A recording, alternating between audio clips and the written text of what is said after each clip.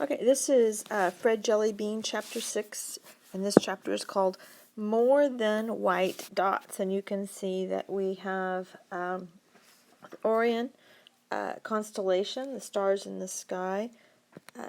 Here we have, you can see the different parts of it.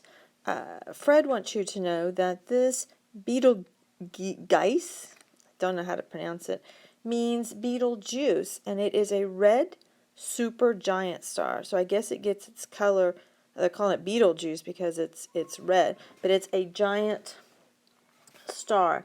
And then over here we have the Orion Nebula, which is a big cloud of glowing dust and gas, which is down here somewhere, kind of like a little tail. And this whole thing makes up a person. You can, and I'll show you the picture what the person looks like in a minute. As Fred was sitting underneath that tree, looking up at the stars, he thought about when he was a baby. And he thought that the stars were just holes in a big black cloth that was up above him. He thought if you were really, really tall, you could reach up and touch those holes. Well, now he knows that the middle star is in Orion's sword isn't a star at all. As you can see here, you can see the outline of a man and the same shape that we had on the previous screen. This bit right here is called Orion's belt, and this nebula down here is referred to as his sword that would be hanging from his belt. And I think that he's talking about this. No, that one's not it, because the one that they're talking about, the Betelgeuse, is up here. So I'm confused on which one. Here's a sword right here, and there must be another one hanging down there. Oh well, I can't say that I know a lot about this particular constellation, but the important thing is that Betelgeuse will become a supernova and really explode, and it will eventually become brighter than the moon. Now, Fred figures he has about a 1 chance in 10,000 of seeing that. And if you divide 100 into 1 million, and I'll talk about that here, but let's just go over, when you set up your division, the dividend goes in the box. The divisor is what you're dividing this number by, and the quotient is the answer. And so an easy way to remember if you get confused is to remember the end goes in the box, the R on the outside, and the Q on top, and that will help you remember the words. Now, if you divide 1 million, and we have 6 spaces here, so that's how we know it's a million. 1, 2, 3, 4, 5, 6. Divided by 100, our answer is 10,000. Now, if you look, I counted the zeros in the 100. 1, 2. And in my answer, I have 3, 4, 5, 6. Hang on. Sorry, that was some strange phone call. It said VOIP. I don't even know what that is. So between what were the divisor and the quotient, we end up with the same number of zeros as was in our answer. Just little trick there. 100 goes into the 100 here 1 time. We have the 1, and then the rest 100 goes into 0, 0, 0, 0, 0, 0 times. Now Fred has some facts that he wants to share with you. He says, if you didn't know anything about astronomy, all you would see in the night sky would be white dots. I don't know if they'd look exactly like white dots, but that's what they would look like. You would look up there and you would think there's white dots floating in the sky. If you didn't know anything about division, you couldn't figure out that you had 1 chance in 10,000 of seeing the Betelgeuse explode. However we would pronounce Betelgeuse. If you didn't have very much of a vocabulary, I mean you didn't know a lot of words, you couldn't think very deeply. What do I mean by that? You would say TV good, pizza good, day good, night tiger bad, because he would be hungry and want to eat you. When a doctor listens to your heart with a stethoscope, he or she will hear much more than you can hear. All you hear is thump, thump, thump. he hears a whole lot more. He can hear a heart murmur, all kinds of things, because he has that extra knowledge and training to know what he's listening for.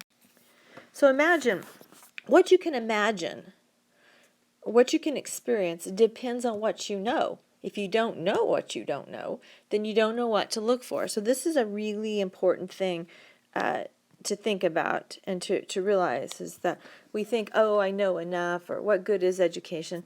Well, you can't even imagine or experience the extra if you don't learn it, if you don't know it. And so that's why learning is good. Anytime you have a chance to learn something new, it expands your horizons.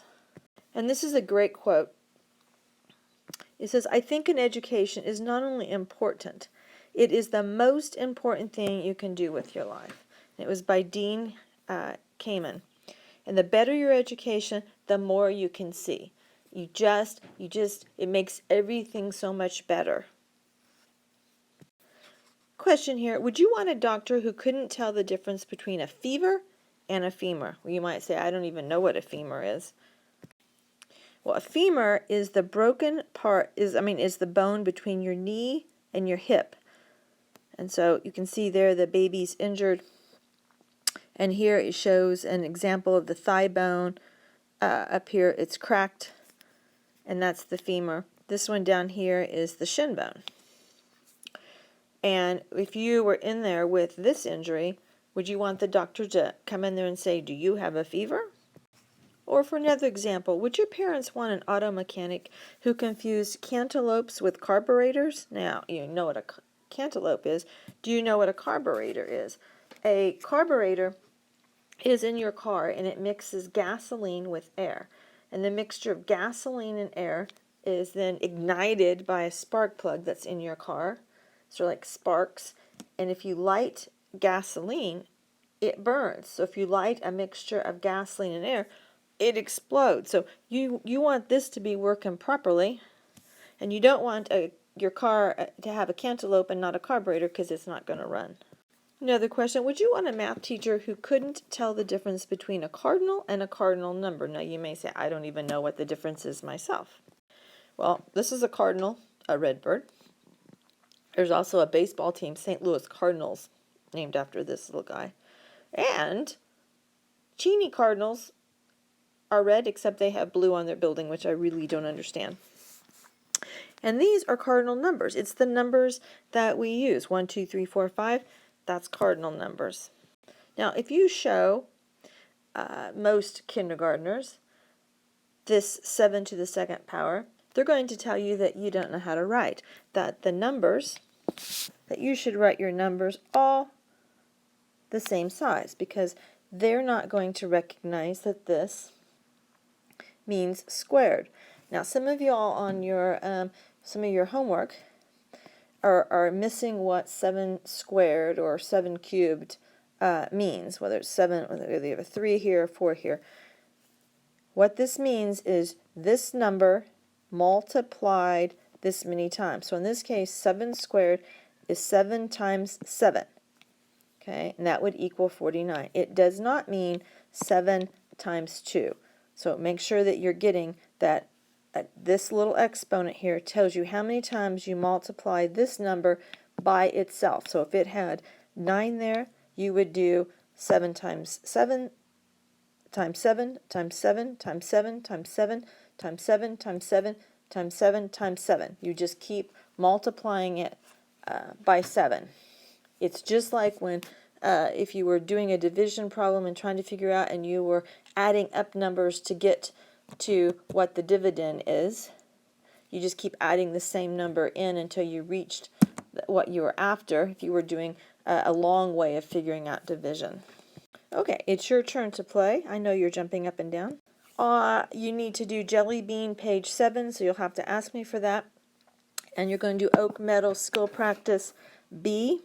And I want to talk about, this one is subtracting fractions. This is just like the addition, because we have the same denominators here. So we just ignore them totally because they're the same. Everything's matchy-matchy here. And all we're going to work with is 3 and 2. We're going to subtract 2 from the 3, and we're going to get 1. So you should be able to easily do those fraction problems. And a side note on for doing Fred on the intersections and unions. An intersection of two sets, so we have A and we have set B here.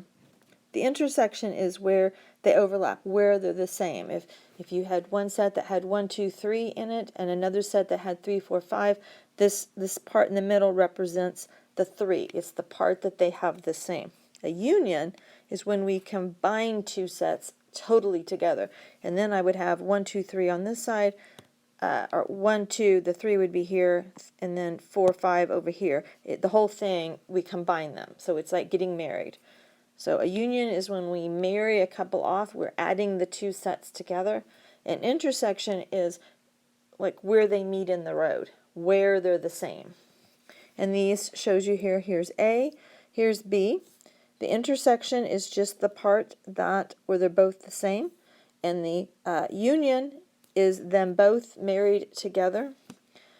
And here again we have A minus B, so the only part here that is in B would be this part, so we would take that away. And over here, this is B minus A, where we have B over here, and we took a part away, the part that would the same. And in my example, it would have been we took the 3 away. So that explains that a little bit better for you.